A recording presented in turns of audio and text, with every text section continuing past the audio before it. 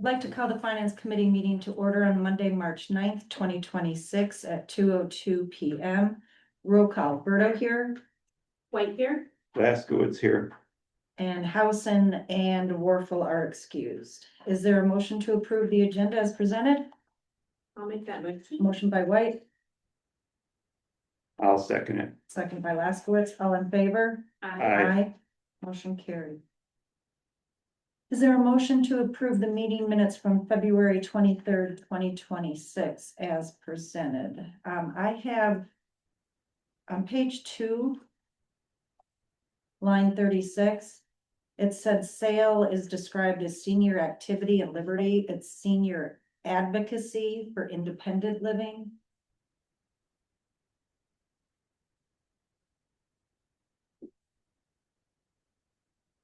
That's the only thing I saw. Anybody else? Good catch. I'll make that motion, to approve as amended. Motion by Berto, second by White, all in favor? Aye. Aye.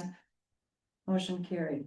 Comments, correspondence, and concerns from the public. Is there anybody joining us that would like to address the Plan Commission? The Plan Commission. Finance Committee. Okay. All right, 6A, I'll make a motion that we adjourn into closed session pursuant to 19.85 sub 1 sub G to confer with legal counsel for the governmental body who is rendering oral or written advice concerning strategy to be adopted by the body with respect to litigation in which it is or is likely to become involved. Fiber optic bond discussion. Motion by Berto, Second. second by White. Berto, yes. White, yes. Blaskowitz, yes. So at 2:04, we are entering closed session, and I'm sorry, we'll have to ask the three of you to momentarily go sit at the end of the hallway in the other conference room. And if you would be so kind, if you could close the door, thank you. So just before jumping into it as well, Julie just needs to get some stuff administratively ready. I just need to pause the recording for the meeting.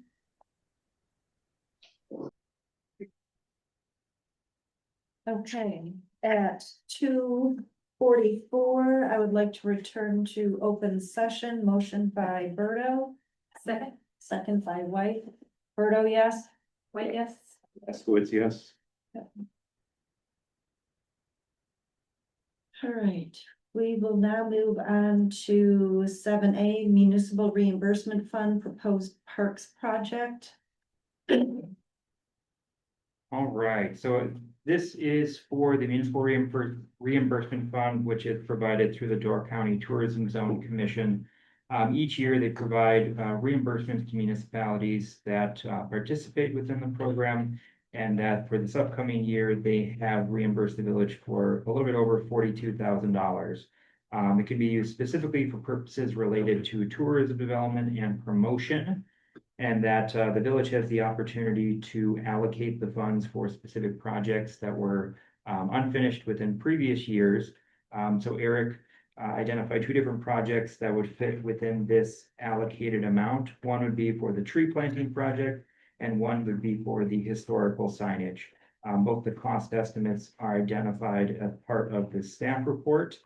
And that essentially as part of this, we'd be seeking to see if the Finance Committee would allocate the funds for those projects. Just wanted to make a final note here that in previous years, it's been the responsibility or the recommendation of the Finance Committee to allocate those funds in the past.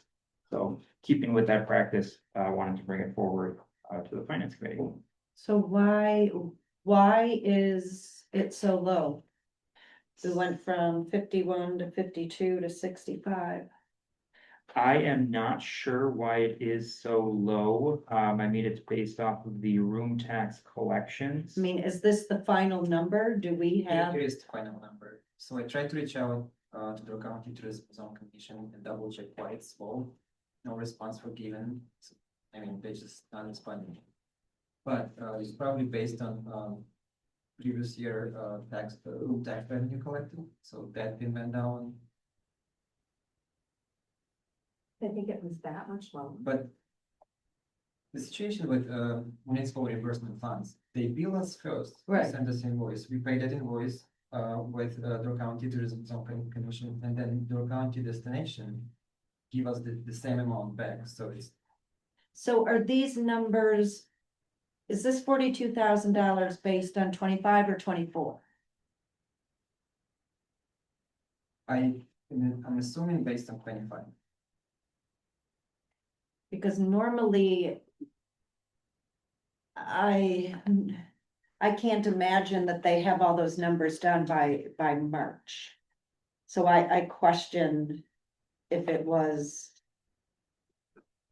Again, I. I think that we should ask, our members that go to the Tourism Zone Commission to ask that question and get some answers, inform them of this so they can ask at a meeting. If they're not getting back to you. The only thing that I would say is that I guess the one thing is if we're questioning whether or not it's accurate, is that? Well, and because they're used, and I can't remember if this is one of them, and Louise would know if she was here because she's on the tourism zone. Is this might be 24 numbers that are paid in 26. There is something with them that, or maybe it was Yeah. DDC, maybe that was something, something different. So I just want to know what year it is, how long we have to wait. Vlad's saying it is the final number. I mean, if it's lower, it's lower. It just seems. Just seems like a $23,000 drop is pretty substantial. Right, Yeah. 1/3 of a drop doesn't make sense to me. And so my question is the historical signage projects, we already put last year's money towards that. Yeah, I mean, and Eric, do you want to explain a little bit more? This is where I think it kind of got in a gray area here with the reimbursement funds. Since the project was not done or completed. And from what I understand on Vlad's side of things, if you don't use it, it just goes into a bunch of other funds that the village has. So you can't just go back and pull those funds out. We're kind of stuck with using what the reimbursement fund is allocating for this year. Oh, normally I would agree with that, but when you're talking about this, we have to specifically spend it on.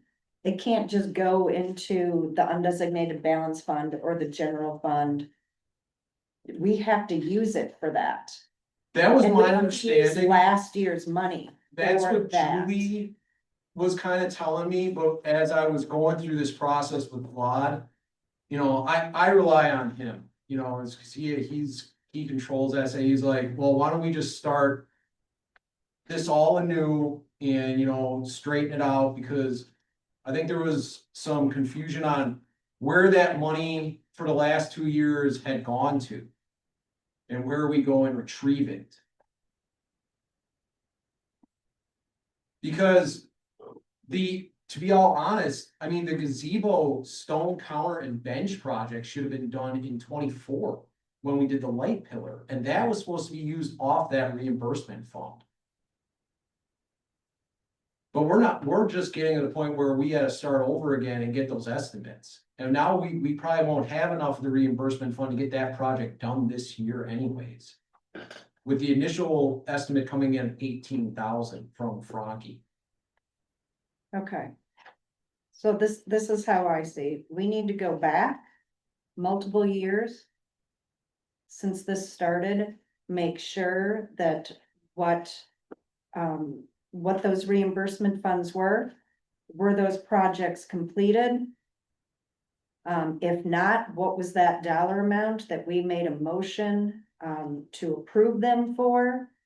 We need to be accountable for this. We can't keep saying just because project didn't get done that we're gonna use this year's money, but we should have used last year's money. and that just kind of fades away into something. So we need a small little audit of those, reimbursement funds, Ben, Sure. what the projects were, what got done, what didn't, and we will, then that information needs to come back to this committee, to look through and, make appropriate adjustments. So Denise, just to spin me up, what I think I heard you saying is that the dollars that come from the organization that collects the sales tax on hotel and Airbnb rentals, they make an allocation back to us that has to be used for specific purposes in the period that they make the contribution, or they deem the period. Well, we have to use it for what we say we're We're gonna going to use use it. it for. I don't know, just because those projects weren't completed. I don't know what their criteria is, what the tourism zones criteria is, if we have to use it in that same year. There's a delay in the project, so we probably have to dig into that a little bit. So that's what you're asking for the audit of, how much funds were contributed last year, how many were used, how many weren't used. Or even Where are they? previous Or- years, And previous years, okay. yes. Where did Just- it go? The Yeah, money where- that didn't get spent, where did it go? Probably just in the general fund, which then would need to pull out and specify that X amount of dollars after we Yeah. do this research and have a conversation. Okay. That comes out of general fund and it now becomes restricted for these specific projects. So I don't think we can do anything with the $42,000 here until we know. So we'll have to postpone that a month. Sure. Yeah, so just to be clear in terms of reviewing what the finances were, what the approved projects were per year, and then essentially providing a summary of what it actually was spent on versus what. If it was spent at all. If it was spent at all, which it may very well just be sitting in the reserve fund, unallocated. Right. That, census. So, And Denise, is there a process by which this, and because I seem to remember discussing this on parks too, do these go through parks and then come to finance? Is that how that works? usually, Yeah, so the projects that were on here were projects that parks would have recommended for Correct. approval, okay? correct. So the issue now is, let's make sure we have the finances properly accounted for before we would authorize these projects to go forward. And so why don't we just send the $42,000 back from whatever year we're getting that from, whether it's 25 or 24, and put it on the parks agenda? Because they haven't made their recommendation.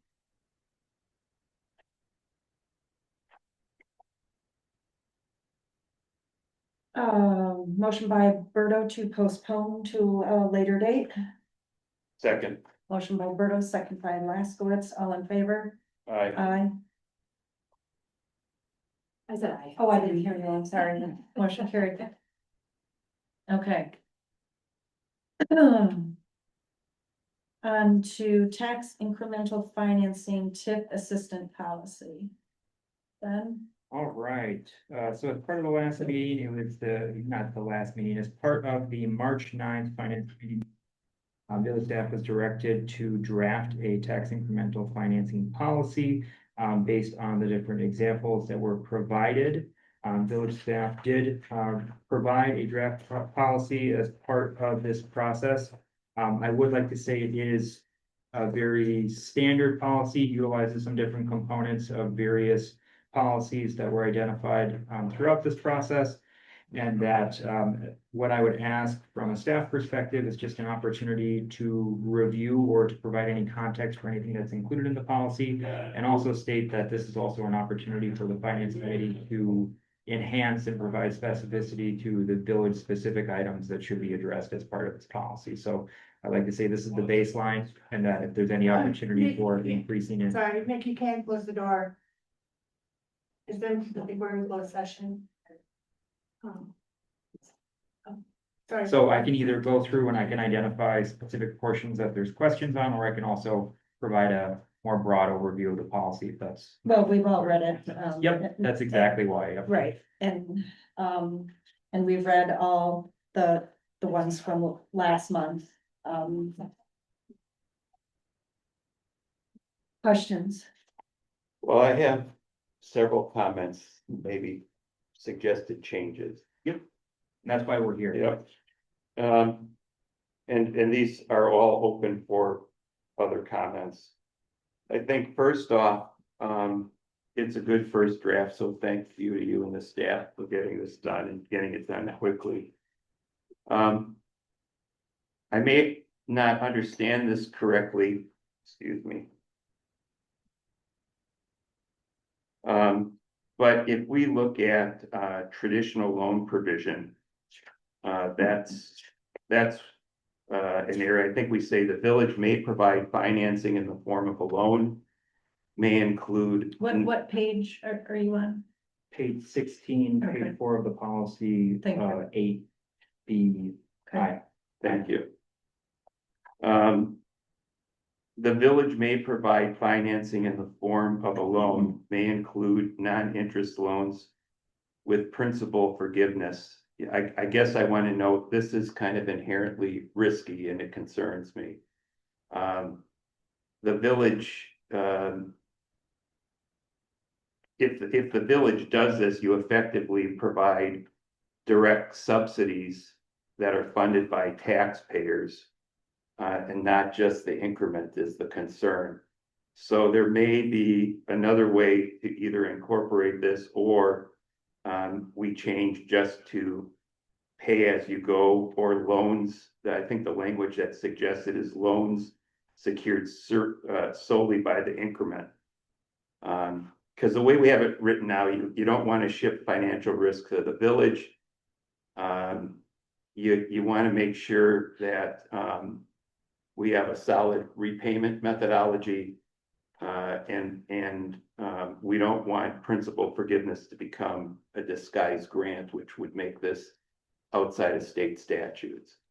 So I think that piece might need a little work. I'm not sure I can wordsmith it correctly, but I would ask that staff take a look at that.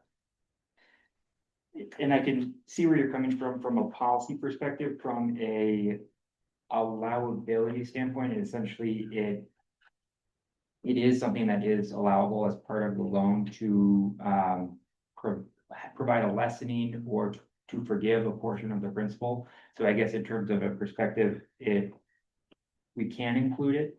I would just say that if you Yeah. want to include it, I can remove it. I would say I don't want to Yeah. include it. Maybe I should be more direct. Others may have different opinions. But I don't know that what I'm gonna lead to at the end of this is I think we should have, similar to like what we did with the administration building, we should consider a public input session to review the final version of this, because this is a big deal. These changes, if not really well managed, inherently put the village at more risk, and I think our village residents might want to have a voice in this. So that's fair, that your interpretation is that it's legal by code. I would suggest it's more risky than 1,000-person, $3.5 million budget village would want to afford. I do agree with you in terms of the least risk averse for the village would be to do a pay-as-you-go approach. And then secondly, having it be tied to the increment as well for anything for the loan. So I don't disagree with you, just provided it as an option. Yep. Because it is allowable and it can be removed if that is the consensus. The other issue is with the statement that the village can provide cash at the start of a milestone, which implies that we might be borrowing money in advance of funds. And what the policy doesn't clearly state is that the village will not, I guess this is the language that's typically suggested that you add to these policies, that we want to say that the village does not pledge the full faith and credit of the municipality.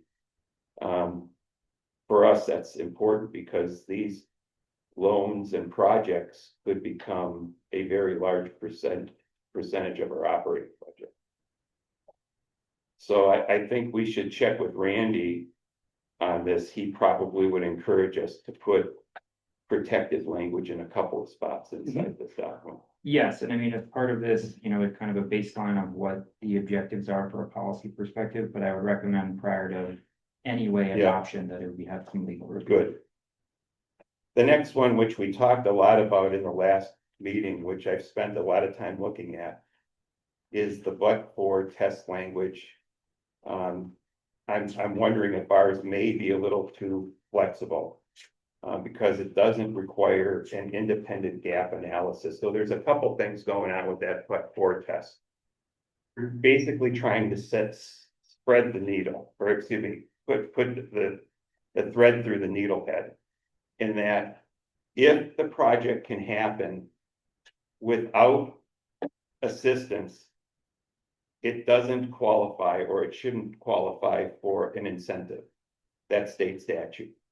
That's why the but-for language is there.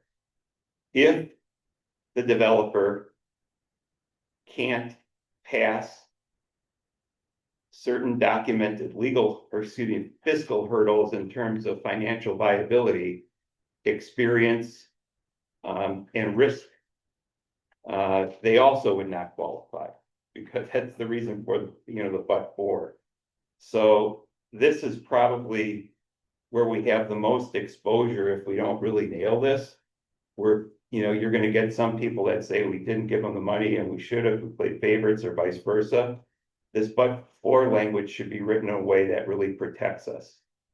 And one of the ways to do it is you use a third-party financial resource to validate any fiscal decision you make related to offering an incentive, especially leveraging this clause. So basically, you use a third party to say, hey, this person qualifies, this developer qualifies, this person or this developer doesn't qualify for these reasons. They'd make a recommendation to finance that would provide a go or no go recommendation to the village board, which I like that, because it takes the village kind of out of the target of litigation.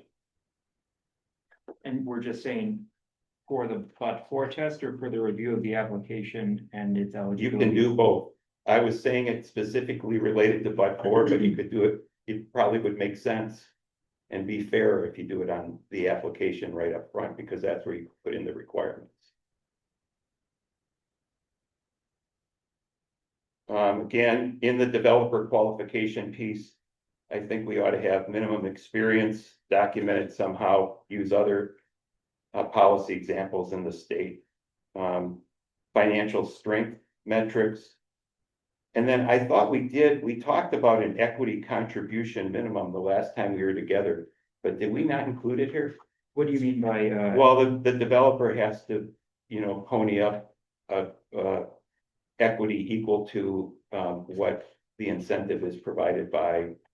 so there is some language that's included as part of the maximum assistance levels, which has the private to public investment of 2-to-1. Okay. That may And then be, it also cannot have the 75% of the net present value of the generated increment would be returned to the developer. So But- it can't be more than 75%. so that probably is part of it, but do we need to cap it? I mean, in a $3.5 million budget, if we don't have a cap, you could have an exposure that's greater than an annual budget of the village. Yeah, I mean, it's part of the policy, it can be capped, but it also would be up to negotiations through the execution of the development agreement as well. So this is up to the amount, but it would be up to the village board at the time to make that determination to execute the agreement, but under the policy as proposed, it couldn't go greater than 2-to-1. So there would have to be language of saying a cap of what the amount would be. Yeah, that would be the only part I would add then, is the cap, the 2-to-1, okay. But then what's the cap? Because if it's a $20 million project and you got 25% project cost, that's $5 million. That's more than the annual budget of the village. Mhm. Right? So there has to be some kind of cap structure. Sometimes there's caps per TIDs. So TID 1 and TID 2 might have a cap, or Mhm. we may have a KID cap. Somehow you gotta cap it, or you've got risk greater than your budget. And that is part of the 75% of the net present value of the generated increment returned to the developer. So in terms of it would always be at least 25% of the remaining increment would be still within the cash flow, and it wouldn't have a assigned expenditure for the project. But what if the developer goes bust? I mean, that's why we likely utilize pay-as-you-go of making payments. over Okay, the That's a period. good answer.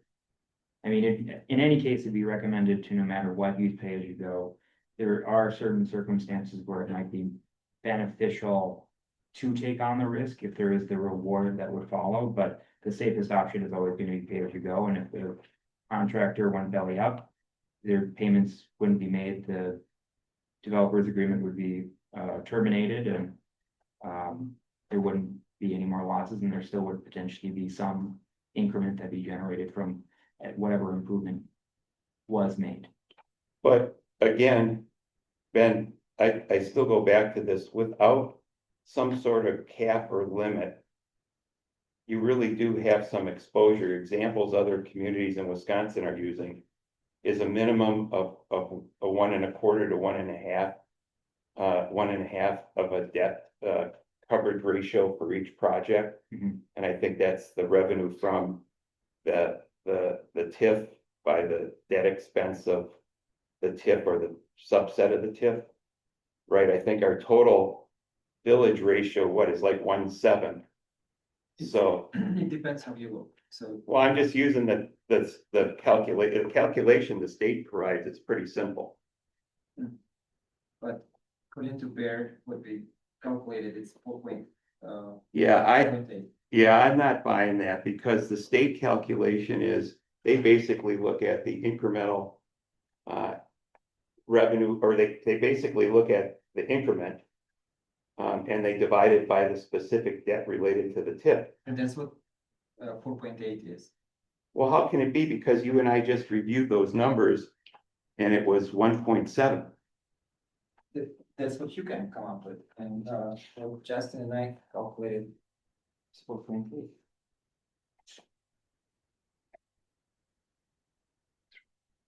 So the increment, That's the debt. that's a debt, so we agreed, Increment is gonna be on this. Which is tax revenue. okay, why is this different than the document we published in October then? That probably Brought that. only village related increment, there is also. Well, that's what we're talking about. County. I mean, when you're looking at the tip, in general, it's not just a village increment, it's a county increment and the WTC increment. No, but when Baird's evaluating our financial health, they're looking specifically at the village. They're not looking at the whole county. They're looking at our TID 1, our TID 2. They're looking at the increment revenue, and then they're looking at the debt expense related to those The projects, taxing entities might, which is Village of Sister Bay. and There are underlying taxing jurisdictions for the base. I get it, but there's other categories, right? The county, the School. technical college and the school district, which aren't included in the metric that third parties use to evaluate. Then there's a ratio schedule. because we're getting all those monies. I get it, but there's a ratio schedule that we're measured against. You've seen that, where you gotta be above 1.5. That's why 1.25 to 1.5 is typically the minimum hurdle. Yeah, I mean, as part of our, part of the village's debt schedule, we do have even more of a restrictive number. I guess it's comparable to what you're saying is we just have a more restrictive debt capacity than what is allowable for the cap. That's what I'm interpreting. So I thought what you gave me earlier is that the annual tax increment was 593,000 for Sister Bay. And that was on TIF 1. And the annual debt service is 340,000. That's 1.74, which is good. It's over 1.5. But what I'm saying is you would apply that same formula in a way to these projects to make sure that the ratio doesn't get out of hand at the macro. And that's what we can look, because other municipalities are doing that. They're basically taking that calculation They're looking at it on an individual TIF or project, and they're saying, hey, if all of our projects are okay, then we're okay. But if these ratios start getting bad, okay, if they're too low, you have an exposure. And that's what they're trying to avoid. So,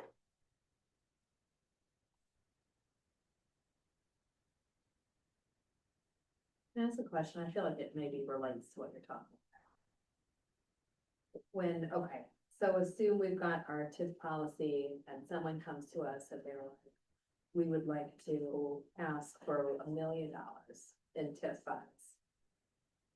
How do villages typically go about deciding if that's an appropriate number or not? Like, is it based on a percentage of the tax revenue that will likely be generated by it?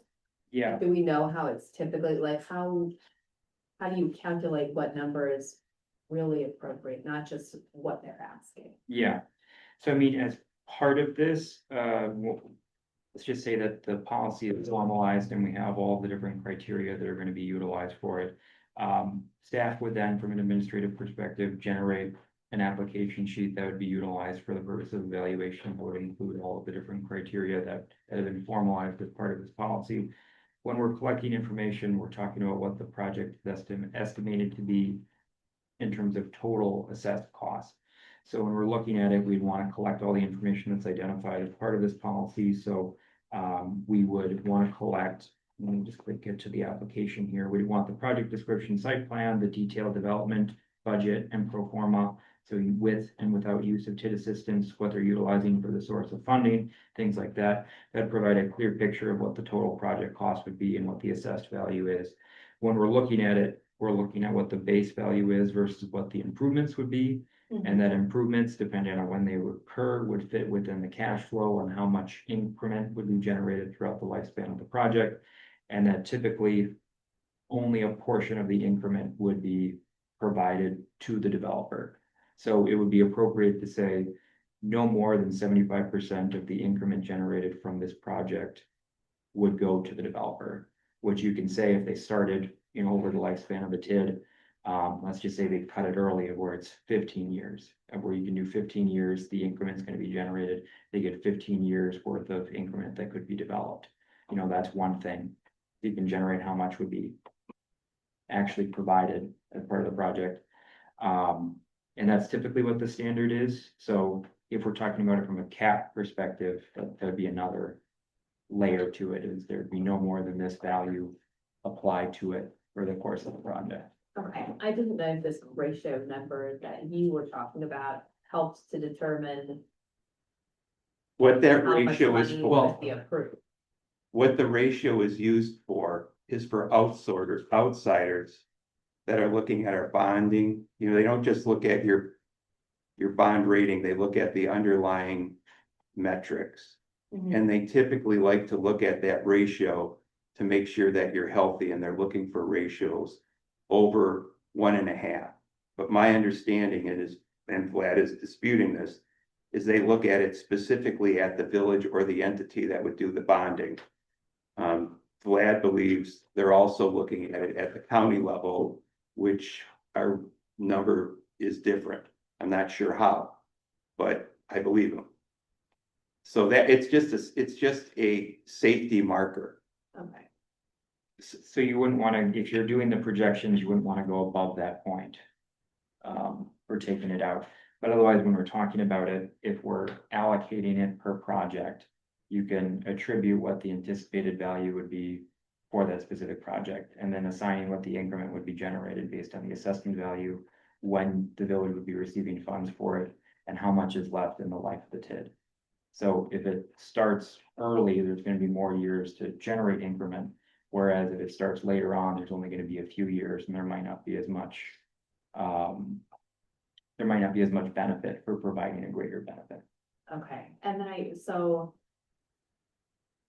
say there's a project that comes in and it's more of like a community development project, like maybe it's not going to generate much revenue, but it's of great benefit to the community. I know there was something in here referencing that. Is there a minimum tax increment that it has to provide I mean, You know what I mean? Like, Or- you don't wanna, and I know that you could just vote it down, but yeah, you wanna make sure that it provides at least something back to the tax base. And- yeah. So I mean, typically, when that is the case, it's for communities that have a lot of access. They have a lot of development that is going on and that they can do that type of thing. And the best source would be for the traditional loan of where you could have it and then you could have it be, you know, forgiven as part of it potentially. That'd be for projects that would be a community benefit, but yeah, I mean, I wouldn't, even for parks, when we're talking about it, is that there still is or should be an argument that parks create an environment where there is likely going to be development around that park to increase the likelihood of residential development. Like there still needs to be some factor to it that would be associated with hopefully increasing what the tax base would be in the long run. Okay.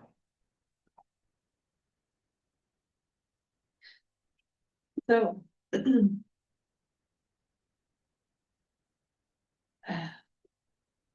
I said this at our last meeting. And I still believe it. That we should only have assistance for utilities and housing. If you look at the 5 other ones that Ben gave us last month, I printed them all out. I have many notes. I'll be sharing them with you all. These are larger communities, not just in population, but in acres or. And their policies are. It's a broad spectrum. It's residential, it's industrial, it's commercial. And I don't know, seeing that the village has not done this in the past, that we would wanna use precious TIF funds to help somebody put up their business. Now, would I like to see TIF funds used for sewer and water that needs to go past if it's not there?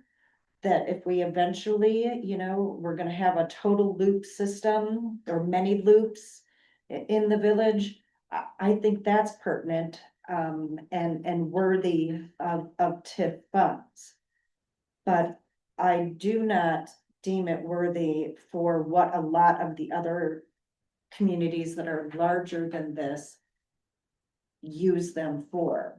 We are small. We have a finite amount of property that is on our corridors, whether it's downtown, Highway 57, Highway 42. And I also think that we don't need the but for if our policy is strictly for housing or sewer and water. Because I think those are the 2 things that that we should be most concerned about. Don't we have to have a but-for clause in? No. Is Well, that part of the? actually, Now, it For all states- depends upon how, you know, like we have been trying to move housing forward. And so if they can do it, and I'm not gonna talk about any particular project, but okay, let's use Wilsey. So if somebody else owned the Wilsey property and wanted to put up housing out there, we want them to put housing out there. Well, if they can do it, if they have the but for, if the but for is in there, well, most likely they could probably do it. It would just be a more expensive development. Depends on what kind of housing that you want. And so if we follow, and I don't know if we are following in the footsteps of, you know, the past 10, 20 years of trying to address this issue, then the but for, I don't believe is needed. Now, And if that's the case, there's a bigger question then at play, and that is, how does it stay affordable? So if we're giving money to a particular developer, to lower the costs, so more people can purchase, more locals, maybe I should say, purchase those homes or townhomes or whatever they are. Is that a one and done? That's kind of like the old Habitat model. You know, you would have sweat equity.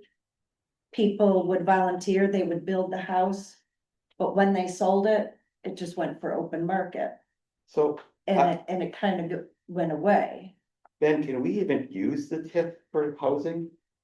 So it can be for housing, so if it is for, you know, affordable housing or generally that type of projects for workforce housing. Or year-round housing opportunities, so there is plenty of opportunities for housing. I still suppose though, for the but-for test, if it was silent, the state statutes would still apply for what that means. I wouldn't But- take it out. In terms of working with it, I would agree. I think just in terms of evaluating what the but-for means, there probably should be something in place to show that, because no matter what, whether or not it says it in the policy or whether or not we're referring to state statute, that requirement would still But apply. it's pretty specific because I read it in And- other ones. Yes, so I mean, in terms of that, we'd have to define what the but-for is. What I would say is that we would want to define it in a way that works, that still works with state statute. So That works for Otherwise- us and covers state statutes. yes, Depending upon what way we want to go. I realize, you know, Yes. this is just conversation yep, at this point in time. So I'm looking at it from 30,000 feet. Granted, I got down into the weeds on all five of the other ones. And I think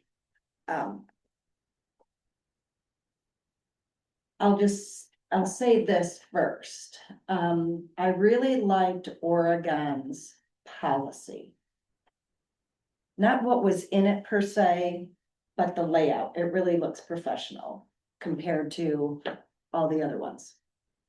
And I understand also that, you know, the village does, we kind of have a certain way of doing our ordinances and different policies or whatever. And that we would probably follow that outline, but I liked Oregon's layout.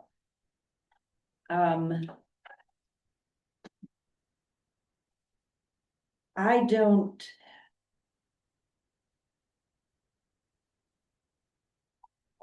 Okay, so the but-for test on the villages on page 15, 5B. The applicant must demonstrate that the project is not financially feasible without village participation. So here's a comment, a question about that.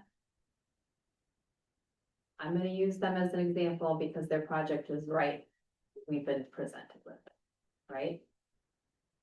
So for the but-for test.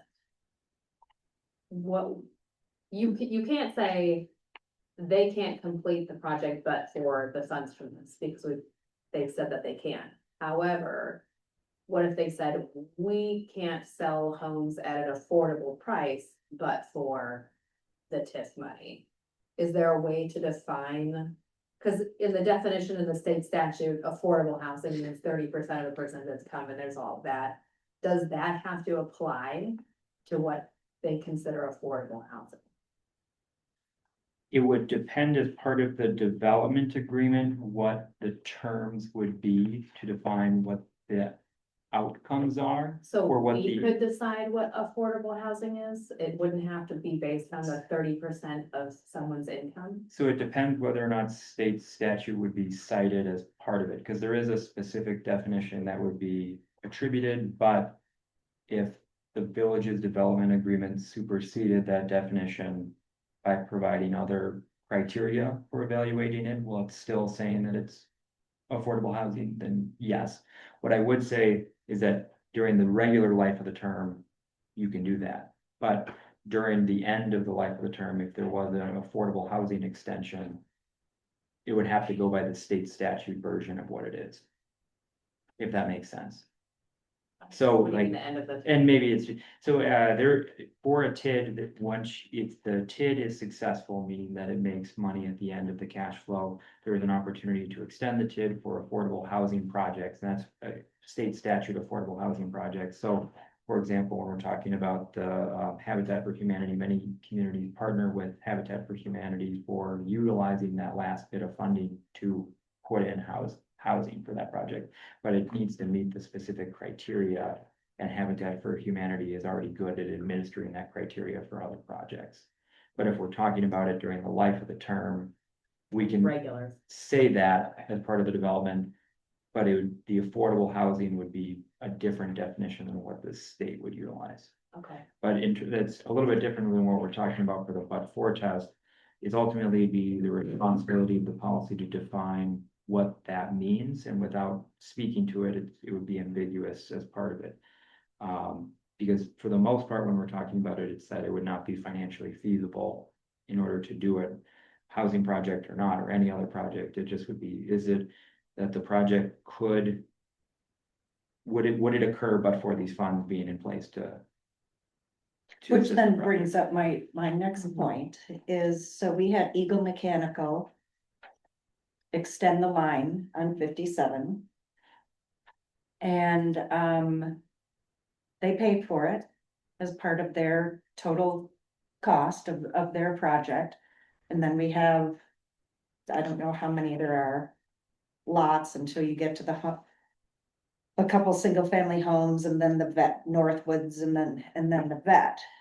And so does that mean if you keep the but-for in there, that all the properties down that road until Northwoods really kind of doesn't apply because we already had Eagle Mechanical do it? I'm not quite sure I'm following. Oh, I get what you're saying. Eagle Mechanical, they didn't have the opportunity, but let's say we did have the policy there, well, they didn't, because we didn't have a policy, they didn't come in and ask us for money, but they bought the parcel, they had their building, they put in the sewer and water, and they built it. Well, now you're talking, whoever has the next parcel next to it, well, the same would apply.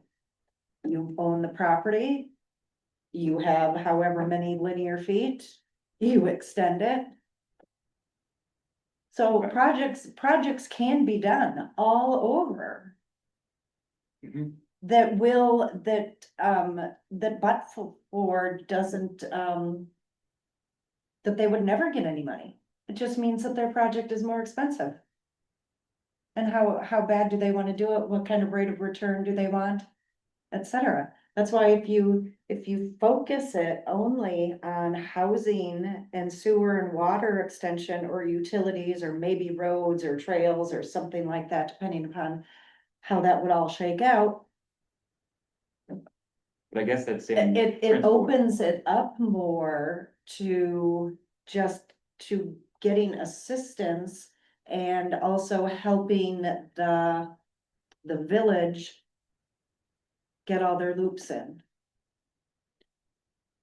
I think we're gonna have to work this policy to another revision, and I think we have to think about what questions we want to pose in some sort of public meeting. So that we can get more feedback from the community, because you're right, Denise, the last person who paid isn't gonna be as supportive of others not paying when everybody else paid before, and I don't know that there's a precedent process. So that's where, in my opinion, it's best to get as much input from the community as we can on this. But I think we'll have to simplify it to the questions we'd like them to answer, maybe with some specific examples. I mean, I think it's a huge undertaking. Huge, and out of these 5, a couple of them were pretty lightweight. 3 of them were much more. I think Dane and New Berlin were pretty lightweight in their documentation. I thought Oregon, Ledgeviews and McFarland's was better. I think right now ours the villages, it's great, of course, first draft is a lightweight version. And there is a lot that has to be changed. And to tell you the truth, I don't know where to begin and unless we start at the 30,000 foot view and kind of hone in or on what we really want it to do. What is our focus? Is it for anybody in any of our TIF districts who wants to put up a business? The alternative is we keep it the way it is today, which means it's a special assessment. And developers and homeowners pay, right? Isn't that the way it is today essentially? And the reason we suggested taking a look at a policy was so that we have a process to evaluate incentive requests, which are allowed by the state. And this policy covers the big categories of that, but like Denise, I have some gas with some of them. I'm worried about the risk. You know, we have a very small village budget that could, if not really tightly managed, take on a lot of risk related to these projects that don't exist. The risk is not there today because developers pay for this. Whether it's housing, whether it's infrastructure that we need in the village that increases the valuation of properties, homeowners and developers are incurring that cost and taking that risk off the back of the village. That's what happens today. If we're going to continue to pursue this, I think this needs to be tightened down to mitigate the risk. This really isn't though part of our village budget. It is. It's not. It's that expense is in the village budget. No, it's That's a line. not Yes. part of the village budget. That expense, well, I'm not gonna argue with you, that expense is in the village budget, yeah, it's a big number, it's 50% of our budget. And every time we take out a bond or we borrow money, it goes up.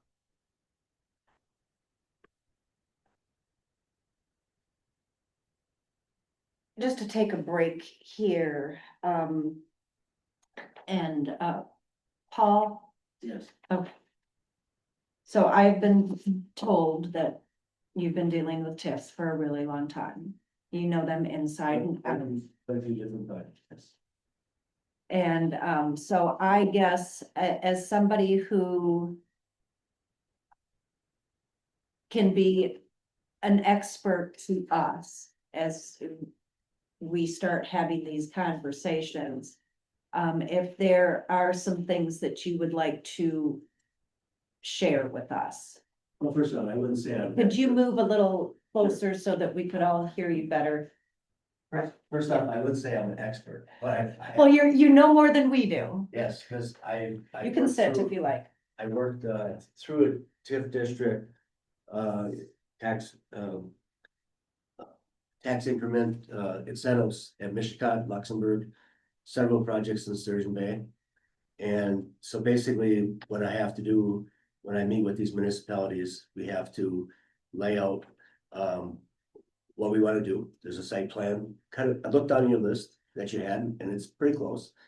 But basically I have to give them how much is gonna get built each year throughout the project, what that sales price is gonna end up, so they can give this information to Baird.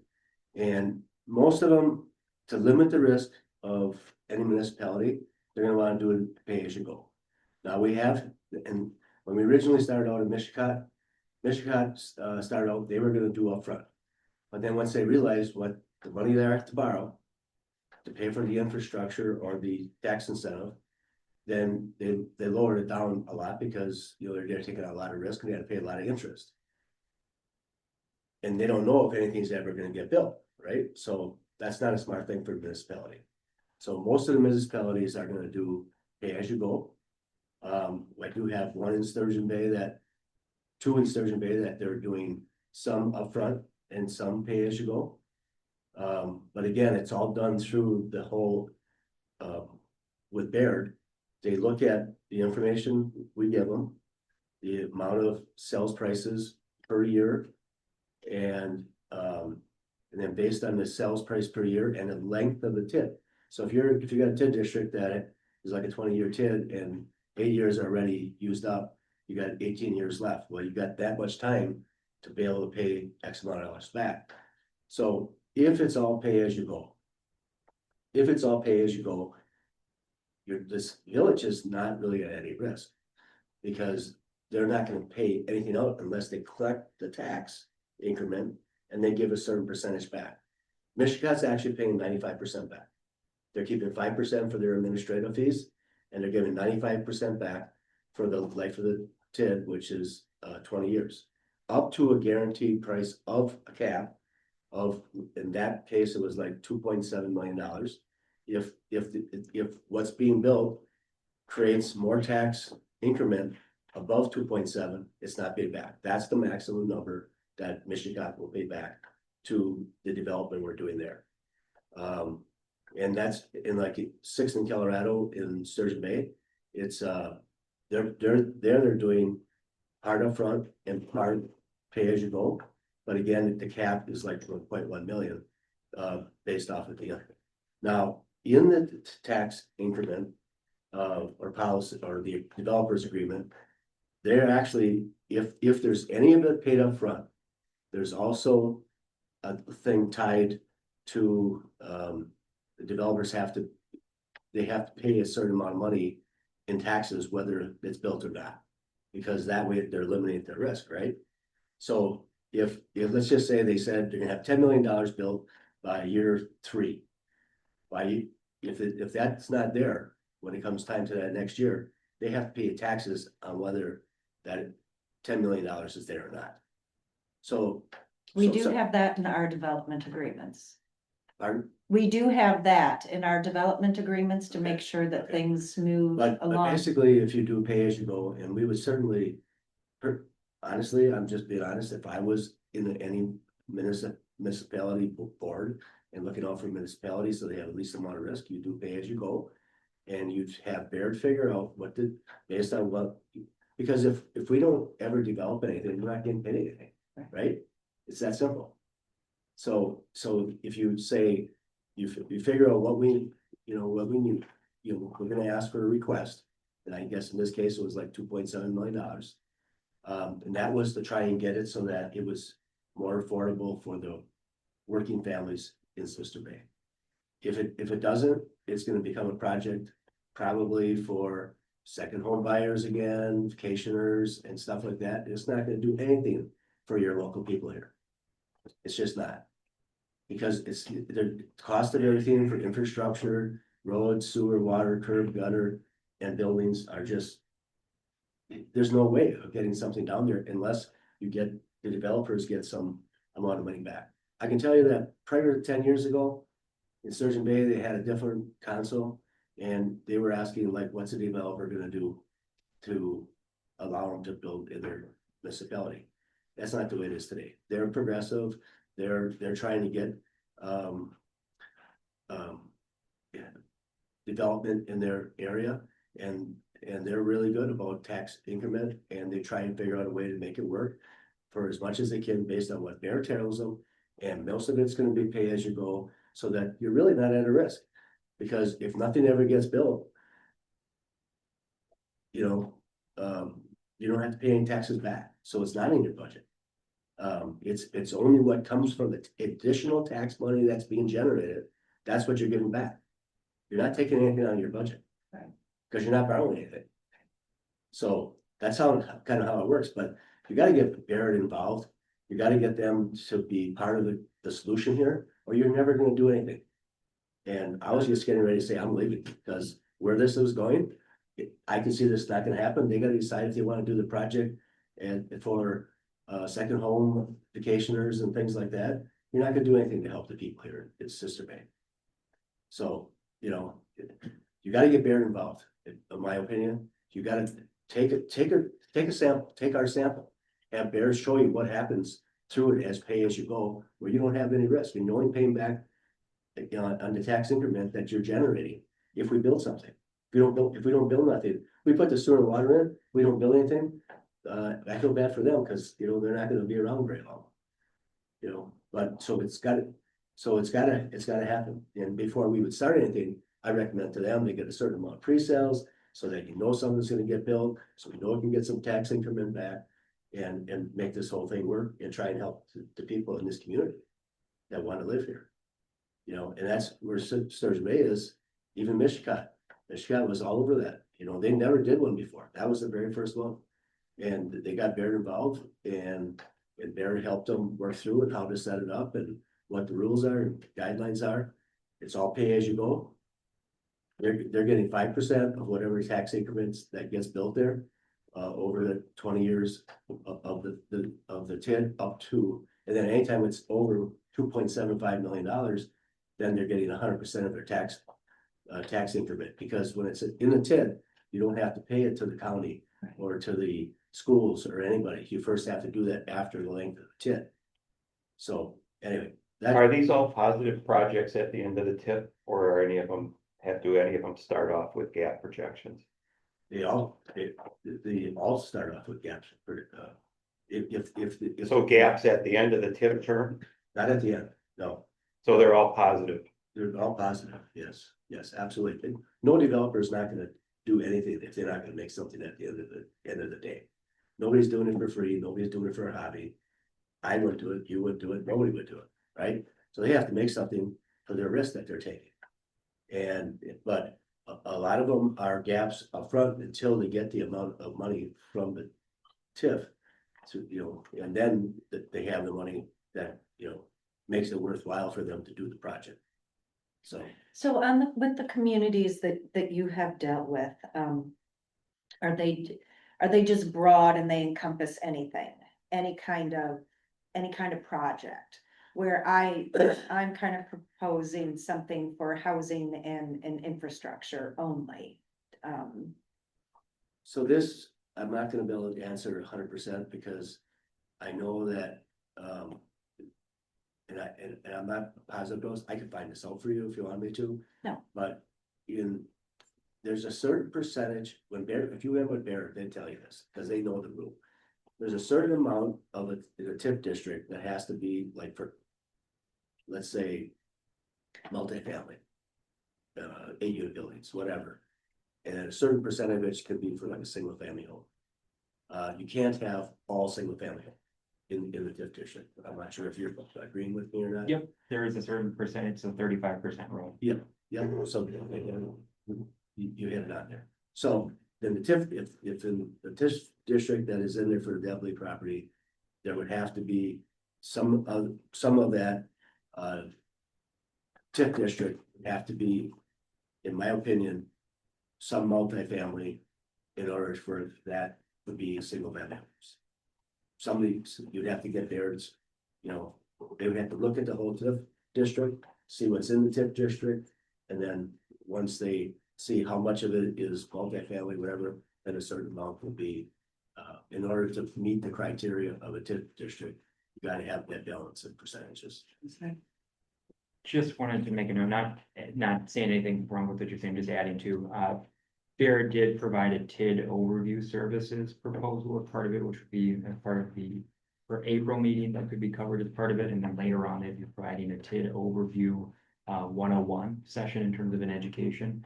But in terms of their TID overview services, what they would essentially do is consolidate the information that's available for the TID into, you know, more like one workable document.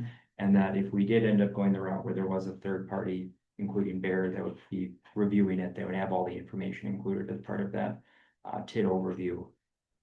Already part of that But service. but every single one I had to submit, you know, basically, what's gonna get built in how many years, what the value of the sales prices are, so they can take at times their tax increment number and figure out what the return what's the tax increment gonna be, how many years the TID is left, and then they would come up with a number, and it changes, you know, we don't really know what we're gonna get until Baird goes through their analysis.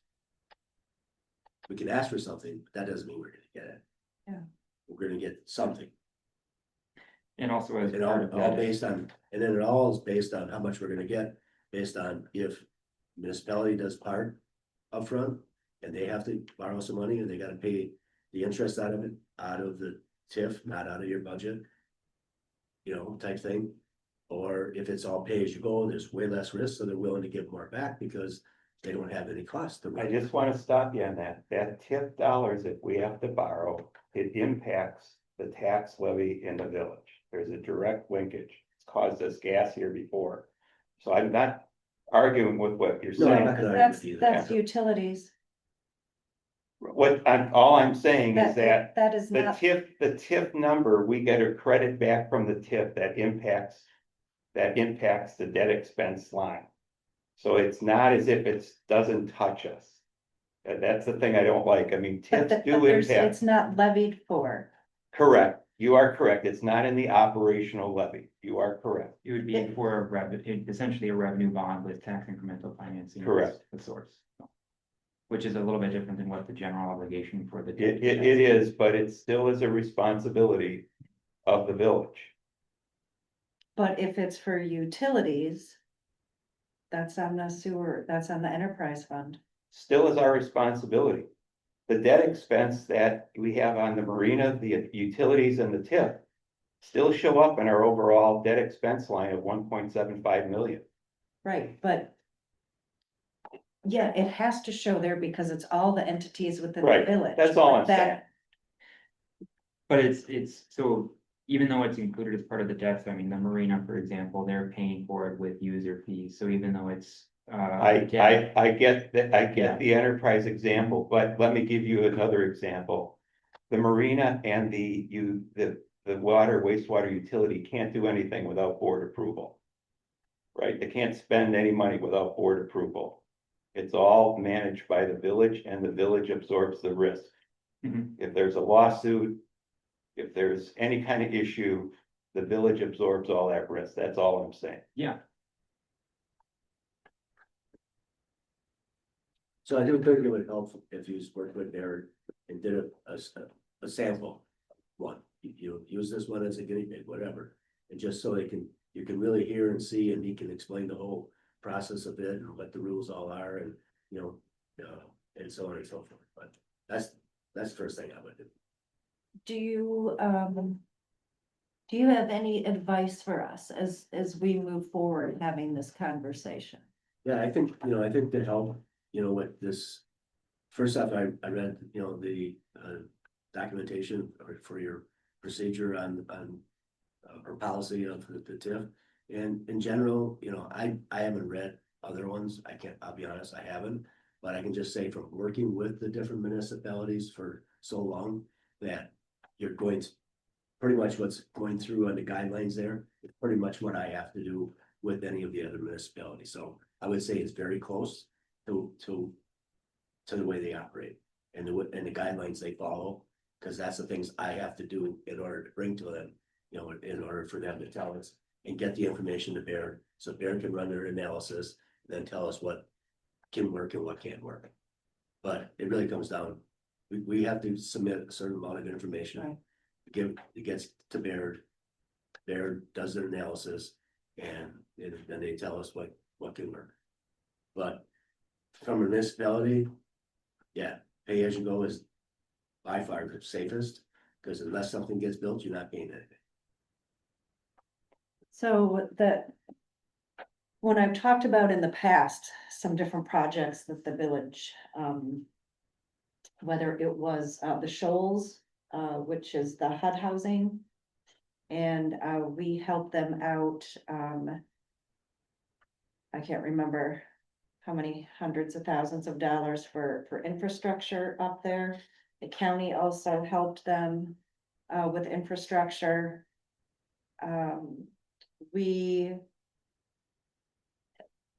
I know you've heard the name a lot, whether or not you know the project, the Keith Garrett project, where the village ended up with 13 different parcels because the village put in infrastructure to the tune of, I think it was right around $600,000. And then he kind of just went kaput. But the development agreement that we had, or whatever agreement we had, I wasn't on the board at that time. The village got all the property. We still own 3 lots. We sold the 10 to the housing, Door County Housing Trust, for them to put up their housing. There's still always an option on the village doing that with TIF funds. As somebody will ask, or we believe in something.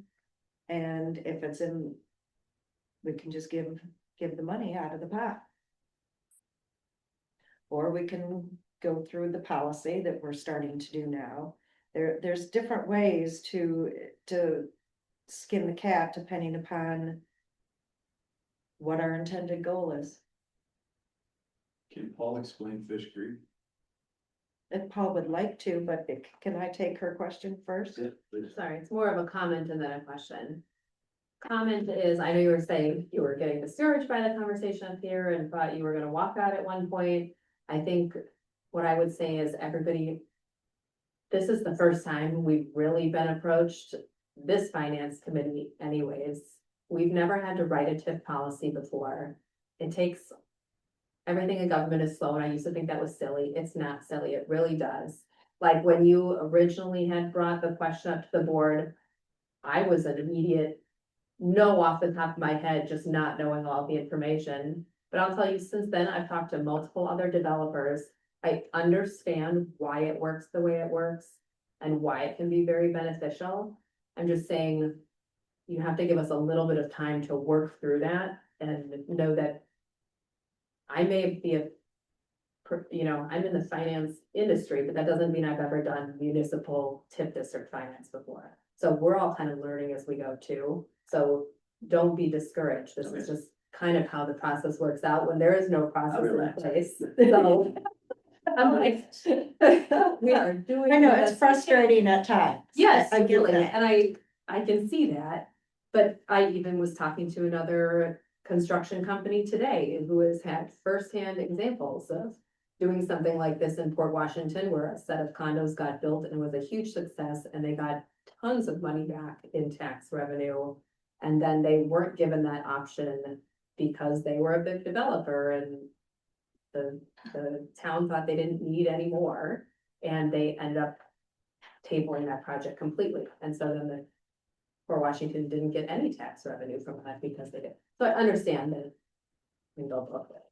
But anyways, my question, and there's not a good way to ask this question, it's gonna sound crappy no matter way, anyway, I asked it, okay. If the goal is to make more tax revenue in the TIF district, if you give money to a project that decreases the sale price of a house or all of the houses.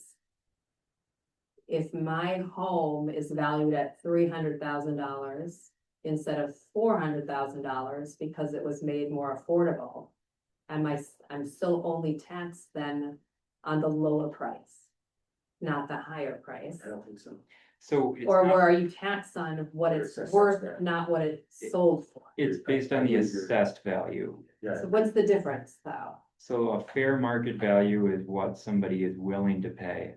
The assessed value is going through all the guidelines when we're talking about, that's why we have assessors, right, is where they're very, But doesn't Qualified. the sale price kind of give them a guideline of what to go off of? no, Well, technically state not. statute, I wanna know this too, cause there is a state statute that says in the first year, unless it's an inside sale, the build price of a house and the improvements or the purchase of a house, you can't put the valuation above that market value in the first year. It can go up or down from there, but there is a state statute that lays that out. So there could be an exception for housing like this, I don't know. I can't tell you specifically about assessments and how that specifically works for what it's looking at. What I do know is that when we're talking about what goes into the TID, it's not what the necessarily fair market value is, it'd be for the assessed value. So what the assessor would be putting a value on for it, that's what we're looking at. And that ultimately, if it is higher for the fair market value of what's there, I mean, at the end of the day, if it's the product is still the same and that there wasn't any changes based on providing any more assistance, it should theoretically, be the same assessed value. So even if someone only pays $300,000 for it, but really without the TIF money, it would have cost $400,000 to build it. That's It may property be tax assessed for, could, It- the assessed value could be 400. I'm just saying, I can't it's say great the to assess- give money and you yeah. want the housing to be more affordable, and if that's the goal, that's the goal. And you're just gonna eat it a little bit on the back end then though, because you're only getting taxes in the long run based on the lower price. Yeah, I can't say You just have to be specifically. okay with that, I guess. Yeah, I mean, theoretically, if we're talking about it again, it should be, if it's the same product, if it's two different fair market price, if it's two different market value prices, it should still be assessed the same. Is that done in practice? I'm not sure, but We should check this out, cause it's a tricky one, right? Right. Cause it's like if you're investment. if you're devaluing the house to 300,000. But a low or a affordable housing purchaser is gonna think they're paying taxes on 400,000 or 300,000, not 400,000. We should know that. My understanding is they would only pay taxes on what the original purchase price of that house is in the first year, and then from that point on, It can- assessors will evaluate I at could market. do that in the first year, but then once the assessor goes and assesses all the places every so often, then it's gonna get assessed. That's the way I think the statute works. I think so. I So- think so. did you have anything else? No, I was just curious how that works. So Nick had asked you if you would like to talk to us about Fish Creek and like, I mean, it's kind of all the same thing, Fish Creek, that project. I mean, we were working with Maurice and Ken for 20 years, trying to get a project to work up there. And to extend that sewer up that bluff from the lower half-mile bridge project to the upper part was an astronomical amount of money. So finally, Fish Creek, and Travis was hired there about 5 years ago, I think. I And think, is that your husband? is that all right? Yes. Okay, and he got real involved and he wanted to see that project get developed. Plus, he also wanted to see Little Sweden get it extended out to the two. So they came up with a TID district, and they put in the whole sewer all the way up that bluff, all the way over to Little Sweden. And up front, and we didn't get any assistance per se on the project, but the project never would have happened, so. There's a case where they did it all up front. On the hopes that, there was gonna be additional, there's no guarantee even, I'm kind of surprised, quite honestly. That they did that much upfront. So they bonded that and that expense is in the TID. Yeah, I believe so. And. See, it goes back to what do you believe in? What is Right, your what goal? goal? What We're not- is yeah, We're having important? great success on sales there, we had 17 single family lots, we're down to 4. How are they doing on their projection versus the values? Is it a 23 or a 27 year? I'm not positive. Cause there should be a projection every year for the, Yeah, I have not seen it, so I can't tell you. Travis seems to be fairly satisfied with the amount of buildings we've built so far. We have 1, 2, 3, 4, 5, 6 duplexes up. We have another 400, getting permits and getting through construction, and that's been just, year and a half. So it's been pretty good. And then there's a user fee, naturally, there's a hookup fees, like $7,500 every time somebody hooks up to it. And they get that from Little Sweden and from, cause they extended it all the way out to Little Sweden. So that was a huge TIF district, and project, so. But, Julie, do you are you aware of what that project cost? I don't know the cost, because I kind of half listened, but I do know that, right? I do know that, Travis came home about a month ago and said he was pretty excited because they were hitting their projection numbers that they need Oh, good, for the phase, awesome. Let that be for the record, right? right? I did Could also you just visit, find out maybe for our next meeting? Yeah, I was gonna say, I can also, I Okay. speak Yeah, to that Travis would be, on that would be great. I do, like, I have spoken with Travis, part of this as well. So I mean, again, this is a classic example of where, again, if you believe in it, right, where there is a little bit of risk, but you can do it with some other methods beyond pay-as-you-go approach, but it would be with the anticipation that money would be made back over the life of the TID, based on the assessed value and when it would be, but it would need to be evaluated of, you know, when these projects would be completed, when it would be assessed, how much is the anticipated value, and tying that in to know when the money would hit so that money could be paid, because in the beginning, if it's at the start of the project, there's going to be a negative balance, and that it's not going to recoup in the TID until after the assessed value comes. And we've had a TID like that already. Yeah. It was the downtown, It's hard because TID. you never And know it if was it's. tough for many years. We were at a negative, and then it popped. Yep, you never know. I mean, there's always a point where a distressed TID can turn around, and also if a TID is distressed, there's also an opportunity to extend the TID to allow more time to accumulate increment, but that's not a worst case scenario, but it's, you know, it's Well- not a great thing, but Right, and we had taken the village. It had taken $10 million of property off. That we had to. That TID, number one, had to build up just to get back to the starting point before it ever started creating. It's when the village bought the property. So it was already, the TID was already valued. Then we bought the Helms property, then we bought the Johnson property. So that is why, it was negative for a while because of that $10 million. It's not that anything went horribly wrong, we just happened to buy the property. Well, and your biggest issue was what you were trying to accomplish. You used the property for public space. Right. Which doesn't generate any revenue, but Right. that's, was your higher order purpose. Yeah. It's a good example. Anything else you wanna share, Paul? So probably the only other thing I would say that, we got a couple different projects that I'm working, new ones that I'm working with the city right now to going through the whole process. Well, and one that's almost getting done, Geneva Ridge was, that, I wanna just talk a little bit about this for the reason that municipality can't really say what you can increase on your sales prices unless they own the property and they're putting all the infrastructure in like they did at Geneva Ridge. And so in that development agreement, yes, I have to, if I wanna raise the price, I can only do it twice a year for a certain amount of percent. And I have to go and show them why the cost is going up. And that can happen because they own the land. They're putting all the infrastructure in. So they're doing, and that is for workforce housing. Sure. So I can't even accept an offer on that without giving it to them and them having a full-time job in Door County. So that's different than doing a project like the Devleys. Sure. So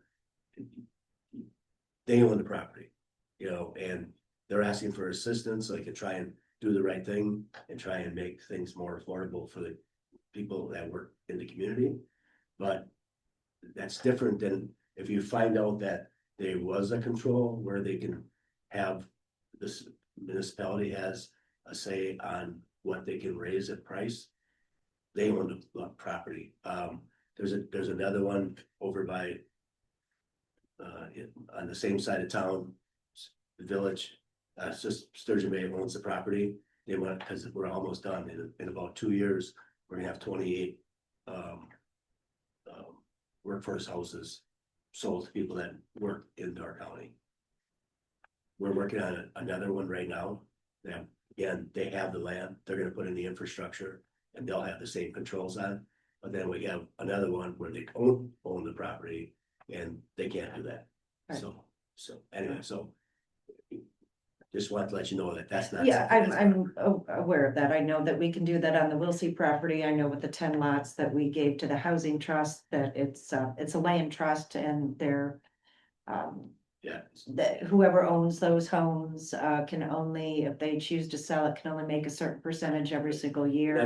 that's the way it is at Geneva Ridge. So that they always remain. And they have restrictions on that they never can be an Airbnb, they Right. can't be short-term rentals, all that kind Right. of stuff.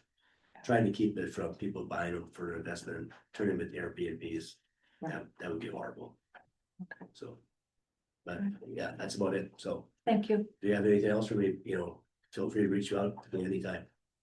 I think we have a lot to work through here. So then I guess, thanks. Yeah. Thank you for. My question is to Ben and this committee, is I have things from each of the 5 other TIF policies that I think should be implemented into ours. And I have questions on ours. What is? Should we what's the- submit them to Ben? Because we all might have those, and then staff can take another crack at the policy. That's what I'm asking. I mean, I could That's sit fine. here We and would go look through it all over of again. it and get input. So, I mean, if we have a deadline of a month for the next meeting, or if we have a specific deadline, we could establish when comments would be received by, so maybe if there's a week period to submit any I can give you comments. mine today. Yeah, I mean, you can certainly. Yeah, I can email you If mine. there is anything, or, whatever period of time that is. Can I ask Denise another question, though, going back to your suggestion? Really, the TIF policy we're improving, or looking to approve. Is a policy on how we would receive and consider. Request for incentive dollars for developments, right? And there was a longer list. Your proposal is that our policy, I want to make sure I understand this, and maybe you want to just explain it to me, but the way I was hearing it is you would narrow it to capital improvements. Excuse me, you would narrow it to housing projects, affordable housing projects, or I'm not sure if I'm using the right term. Right. Of housing projects in a certain category. And all infrastructure, or just infrastructure to support those housing projects? I don't know, for sure sewer Yeah, I and don't- water, what we would want to include, if it would have to do with roads or storm sewer, or I guess that's sewer and water. Sidewalks, trails, that I'm open to that, But you're narrowing it to the Yes. housing project, right, not to any sewer and water project in the village. right. Because if you, Wait, are you sure? am I sure what? He said you would only consider sewer and water for a housing project. No, no, no. Not for, No. okay. I was gonna That say, was what I was Oh, no, no, I'm no. trying to understand No, what you're at. housing, Housing It's one, its own thing. sewer and water, is- maybe expanding to a general utilities umbrella. Yeah.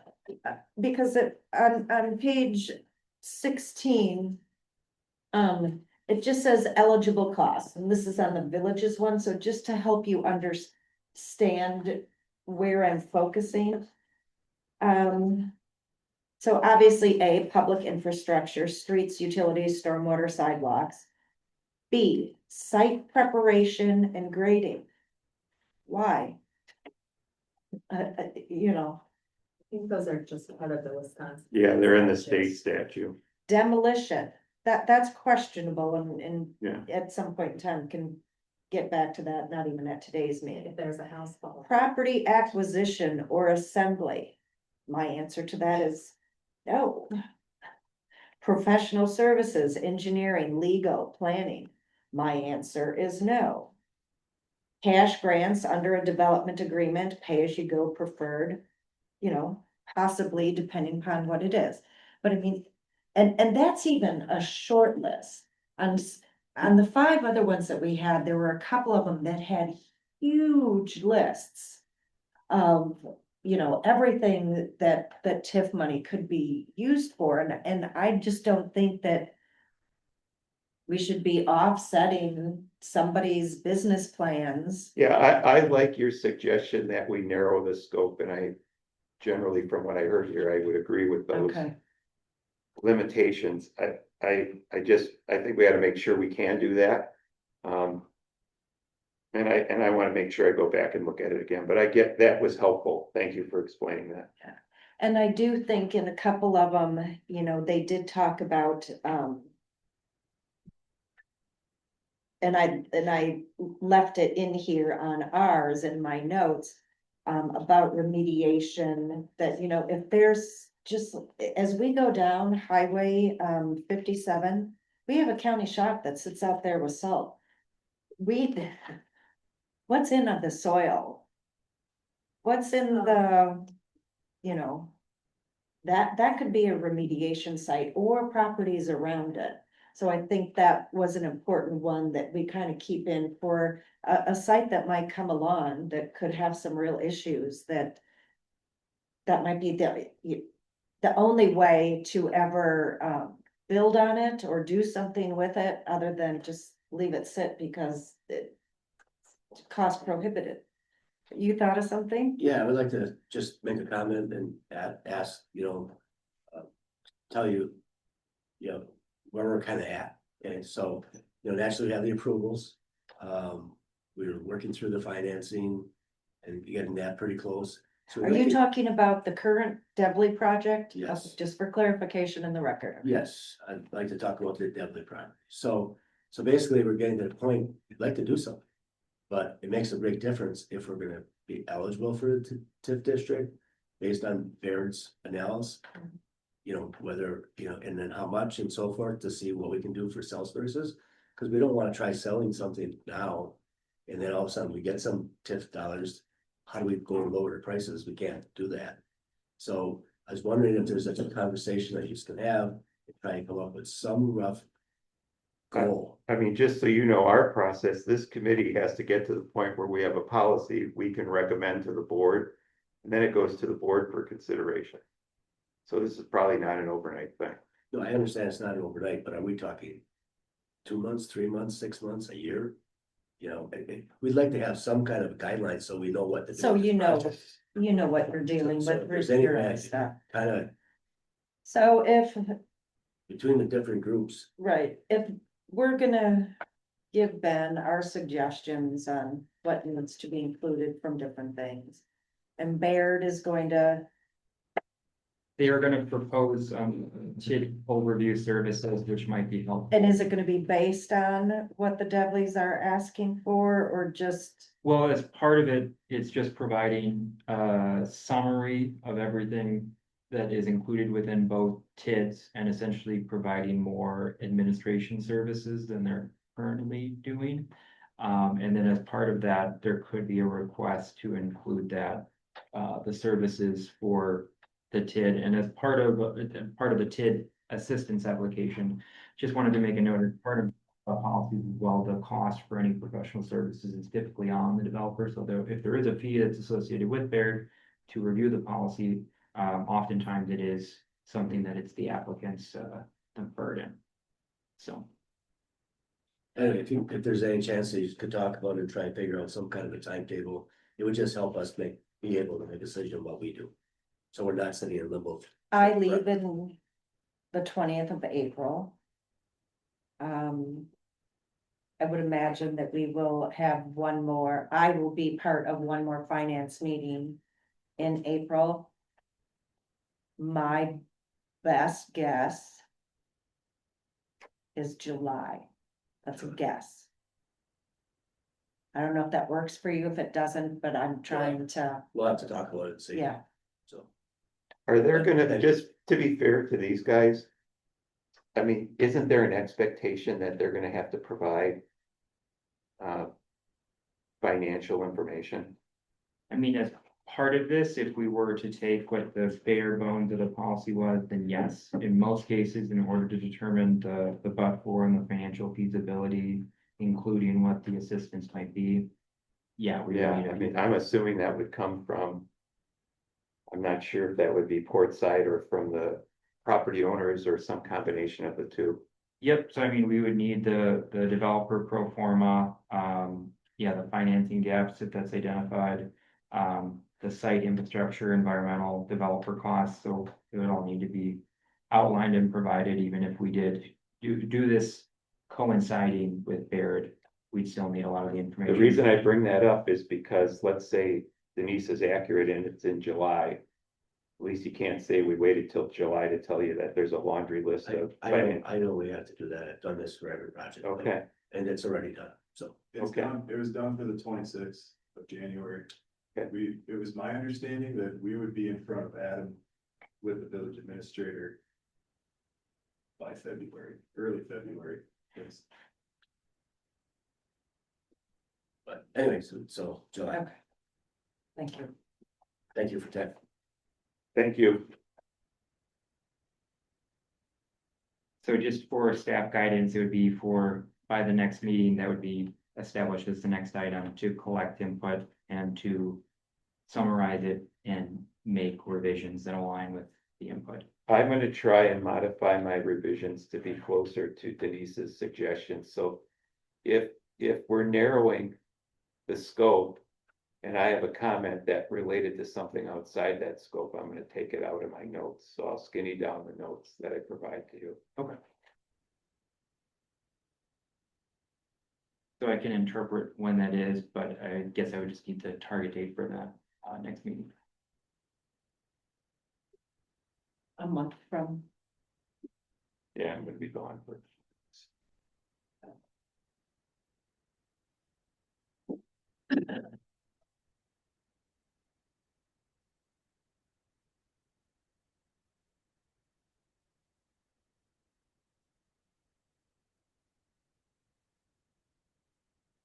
that's my birthday. Oh, not April 6th. I don't do anything, so it doesn't really matter. Oh. If it's helpful for those that are present as well, I can also call and see if there's anything during that week or the following week. The 6th of the 13th are the only options that we're gonna have, because I think I don't know how many notes other people have. I know how many notes I have. It's gonna take you a while to get through mine. Yep. So here's. I don't think we can still have Denise, one You're in saying March. the sixth or the 13th of April, Yeah, I could do either of those dates. I could do either.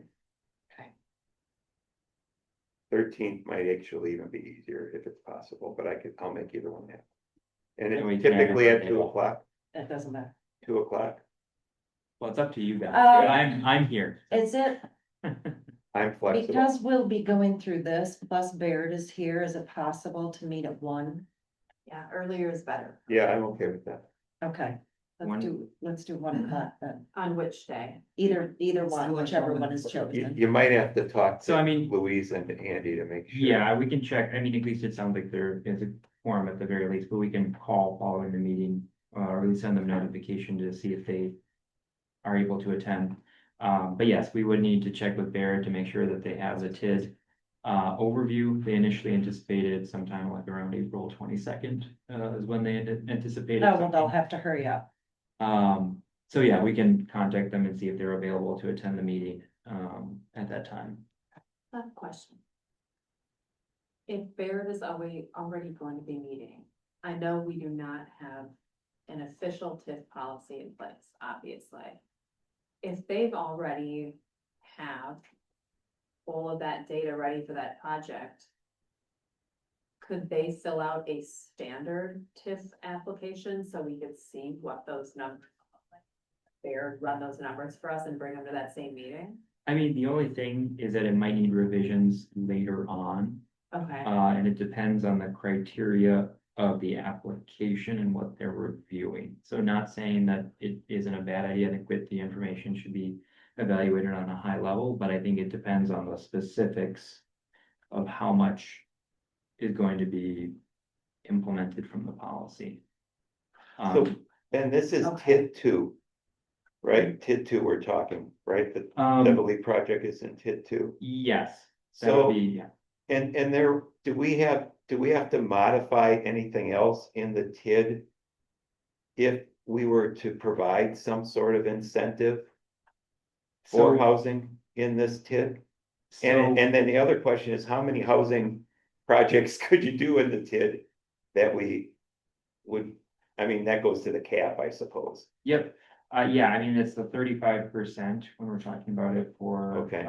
new residential houses. It's the 35% rule for a multi-use district. So total houses, it doesn't matter how many projects, it's capped at that, Yes, okay, so the TID cannot support new single-family residential development beyond 35% of what it helps create. okay. But to answer your first question, which was essentially, I guess, can we start the TID number 2 and can we start the project? Could you rephrase that first? So we have a TID, we have spending against the TID. Yep. We have debt against the TID. Yep, And now we're talking about midstream. Possibly changing the oh, scope of the TID. Maybe not, maybe it was written in No. such a way that we're not changing the scope. That's the The question I'm asking. project plan is written in such a way that it's based off of assumptions, so it's assuming that there was gonna be a few development projects. But it knows what the base value is that's within the certification reports. And that it has what the expected performance of the TID would be. But really, it's about how you administer it, so. Right now, we have what the value is in the past and what we have in terms of expected expenditures and revenue, but when you add in. And that's new- just based on your development plan for the TID Yeah. without specifics. So when you apply it, like when we're saying, over a 3 to 4 year period, here's how many houses they're gonna hit the market, and that means 2 years later, it's gonna be an assessed value. And so you know what the anticipated value of the assessment would be, when it's gonna occur, when the money's gonna hit. And then if you put that in for what your theoretical payment would be, you can apply that through. You're just essentially doing a cash flow based on. So will Baird, they're just gonna show us the macro TID numbers, they're not gonna give us the specific impact of one housing project, or are they? I mean, you can, it Say just, they could, if they've already got the numbers, they could run a model for us from them. yeah, Don't you I think? mean, Could give us kind of a little. it just head start? depends on what form of financing it's being sought. And if there's any other criteria that we're talking about in terms of the financing structure limitations that would be applied. Because if we're saying pay as you go, it's typically like, 50, 75, 90% of what allocated for the TID increment goes back to the developer. So you know what the anticipated value is based on the assessment, it's tied to a percentage. It's then given back as an incentive to the developer for doing it, and that they ultimately make money in the long run, right? So I mean, they can be generated, but if we're talking about it from a upfront cost for infrastructure, and we know what the amount is, we'd have to look at it a little bit differently because we're essentially paying, a debt over that period of time instead of an incentive. So it just fits in a different category, and we'd have to look at what the financing option would be, what the anticipated amortization schedule would be. Right now, we're like 10 years in approximately, so there's only 10 more years to talk about it in terms of. Yeah, so that Yeah, that's. that has a big kicker. impact. So in Yeah. terms of the financing, it's that it's gonna be a very high amount for a very short period of time when we're talking about it. Well, Whereas- and we don't have, I mean, we can approve any number, right? It doesn't necessarily mean. I mean, we yeah, I Approve the mean, number they've Well, it suggested, depends. because what I'm worried about is if we give them what they've requested, and then next year there's another project that's proposed for the TID down the block, or on the Hedin property or something like that. and oftentimes they're saying you can't give a certain amount of the TID's Right. anticipated value to one project. Right. That's like, So, but Baird will maybe help us understand what the capacity is, so we Yeah. can do the math to figure out what we can afford to give them. yeah, like the Ledgeview policy is kind of an example of what that Yeah, is. Where okay. they say they don't want one in the beginning to hog all the money. Yeah, And that there is an opportunity for other developers to have some assistance later on if it's deemed eligible. So, yeah, but to Denise's point, a housing development project may be more worthy than some other project, and that's something the board can decide. right? Yeah. Okay, holy cow. Okay, so April 13th, 1 P.M. Oh, not the sixth or the thirteenth, just the thirteenth? Oh, sorry. I just that gave too. you- I just, I thought you you just reserved said both. days. preferable, but Well, I don't worry about my preferable. I think Just see you what gotta other check members- with Yeah. Louise Okay. and Andy.